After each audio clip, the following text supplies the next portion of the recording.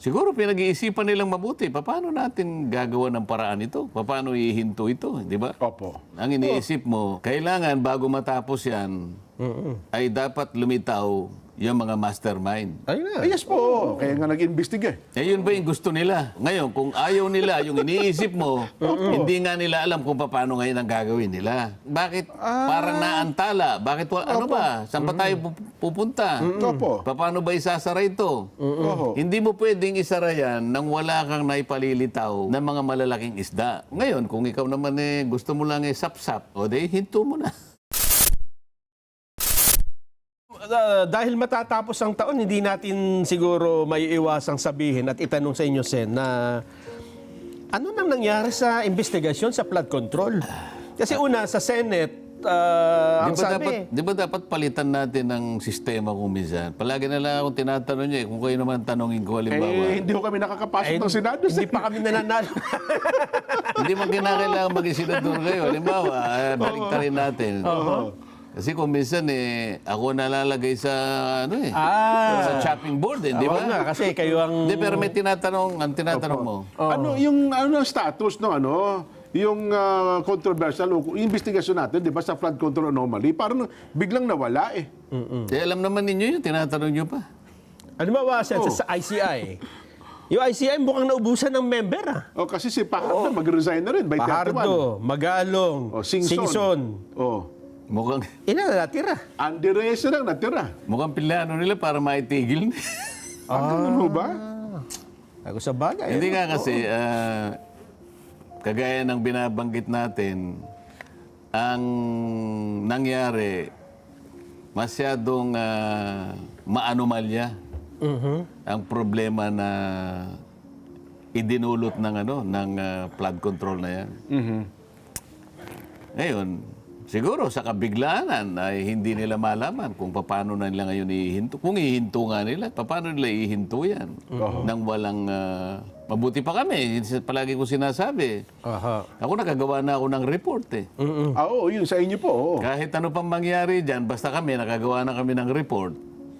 Sa pananaw namin, sa minority, lalo na ako dahil sa naging chairman naman ako ng Blue Ribbon,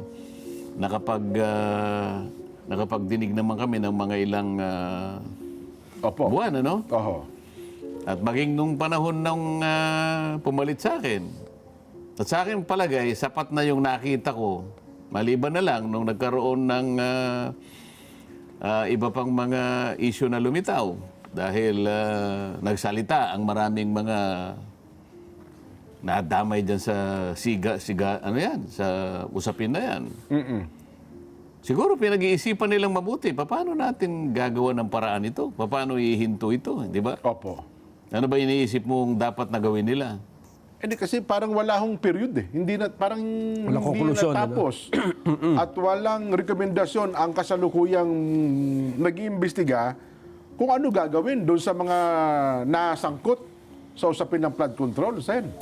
Kasi ang iniisip ninyo at iniisip nila, hindi pareho siguro.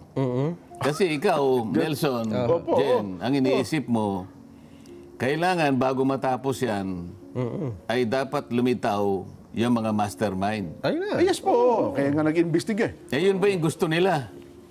Kaya ako tinatanong sa'yo. Ngayon, kung ayaw nila, yung iniisip mo, hindi nga nila alam kung paano ngayon ang gagawin nila.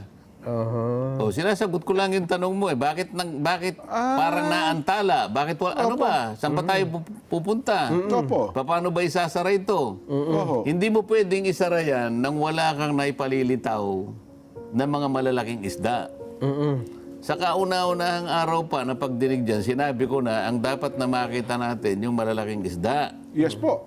O ngayon, kung ikaw naman gusto mo lang sap-sap, o di, hinto mo na. Ganun. Diba?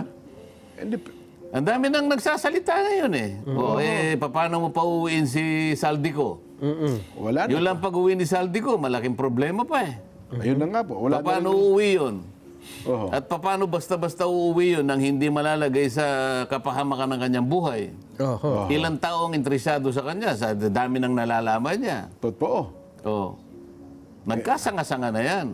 Meron pa sanang isang inaasahan natin na magsasalita na rin, Pero wala na, hindi na makapagsasalita, Sen. Sino yan? Si Yusek Catalina Cabral. Kasi ang balita daw, bago nangyari yung sinasabi niya na, ewan ko lang, baka nabalitaan yun na rin, na plano na rin talaga niya magsalita at isabihin ang lahat ng kanyang nalalaman tungkol sa flood control anomaly, Sen. Maaari, kasi noong ako ang chairman ng Blue Ribbon Committee, hindi kasi may tatanong sa isang araw lang o sa isang pagdinig ang lahat ng dapat na itanong dahil sa napakarami ng area na makukover. Yes po. Nung una siyang humarap, ang tinatanong ko lang sa kanya ay yung pamamaraan kung paano natutukoy yung paglalatag ng mga projects. Kaya nagsimula kami doon sa kanilang mga applications. Opo. Di ba? Meron siyang IMS. Meron siyang PCMA, meron siyang MYPS, meron siyang Survey 123. Yan, opo. Ito yung ginagamit nilang mga applications para tukuyin, para i-monitor yung progress ng mga projects. So, ang sabi nila, eto kanya, may geotag dito, merong real time, hanggang sa lumitaw, hindi pala po pwede yung real time sapagkat ang gumagawa lang ng pag-update ng mga projects ay yung mga project engineers na nasa baba. At pangkaraniwan, ang ginagamit lang pala nila, mga cellphone, Okay. Parang pinipicturan lang. Ngayon, napansin namin, ito ano rin nila sarili nilang admissions. Sa mga lugar na liblib, mahina ang cellphone, mahina ang signal. Yung coordinate, nasisira din Kaya pala, doon sa pag pinagkumpara mo yung MYPS program, at saka yung PCMA, mas accurate yung PCMA Ang naging discrepancy ng mga coordinates between 70 meters to 400 meters. Ang layo Malaki. Ang layo. So hindi mo malalaman kung ilan talaga yung ghost projects. Doon pa lang nag-uumpisa.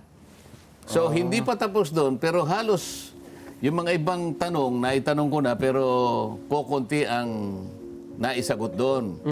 Susunod na tanong, pupunta na ako doon sa mga proponents. Dito nagkahirap-hirap kasi nakialam na yung pumasok na ang DOJ. At nung pumasok ang DOJ, yun naman ang panahon na tanggal na ako. Kaya ang daming naging problema Yung direksyon ko, napalitan, gumamit na ibang direksyon, iba naman ang tinukoy. So, kaya, ang hirap Kasi kami po, mga pangkaraniwang mamamayan, ang kalam natin, isa lang ang direksyon para malaman ang katotohanan sa usaping ito. Ako naman sinabi ko, dapat isa lang ang direksyon natin. Opo. Lahat ng malalaking isda, Yun lahat ng talagang masterminds dito, tukuyin natin. Kaya minsan nasabi ko, ba't ba natin pinag-aawayan? Iisa naman ang gusto natin. Hindi ba isang gusto natin? Hindi ba matukoy natin kung sino may kagagawa nito? Nagagaya na sinasabi nyo ngayon, namatay nga, nawala na si Yusek Cabral. At ang malungkot pa nga nito, ang kanyang kamatayan ngayon ay napupoliticize. Magiging paksa ng iba't ibang Kawawa naman sapagkat sa atin ay pagka ganun na ang nangyari sa isang tao, ay mahinto na sapagkat tahimik na, wala na siya, di ba? Ang pinag-uusapan na lang ngayon dapat ng mga dapat o interesado na magamit pa yung nalalaman o mga dokumento o mga nasa pag-iingat niya, pag-usapan nila kung paano yung mga dokumento, maaring nasa cellphone niya o maaring nasa computer niya, maisaalang-alang yung integridad nung laman. Kasi kung halimbawa, salitaan ng ganito, pero yung integrity, yung authenticity ng mga dokumento ay hindi naman nailagay sa ayos, wala tayong mapapala Sayang. Oo nga po. Sayang, maraming matatalo doon. Maraming nalugi. Masasayang ang oras, maraming panahon. Lalong-lalo na yung mga mamamayan na naghahanap ng kasagutan. Sino-sino ba yung mga malalaking isda na tinutukoy na nung umpisahan natin ng Blue Ribbon? Kahit kailan ngayon, maring hindi na natin matukoy sapagkat baka hindi na ilagay sa ayos yung integridad ng mga data. At ang totoo, kahit wala po si Yusek Cabral, pinagtatalunan ngayon yung Cabral Files.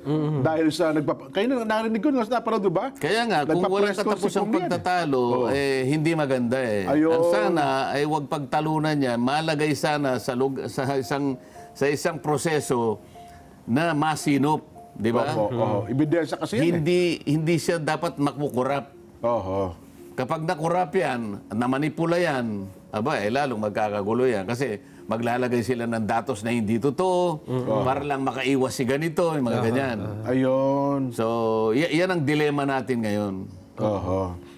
Sayang na namatay na yung tao. Imbes na, kung talagang totoo yung sinasabi nyo na balak niya nang magsalita, Opo. sana nangyari yun. Oho. Sana nakapagsalita siya. Ay, nako. Anyway, doon sa ating mga kababayan, ngayon yung oras ng paglalakbay eh. Kayo